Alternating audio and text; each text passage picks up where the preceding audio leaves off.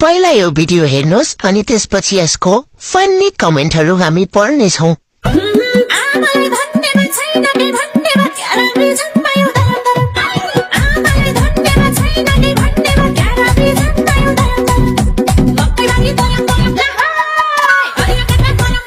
ल सुरु गरौँ।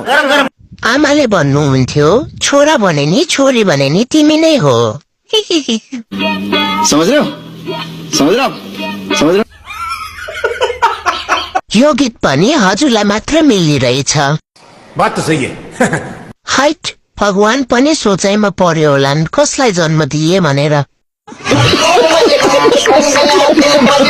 स्त्रीलिङ्ग प्लस पुलिङ्ग लथालिङ्ग।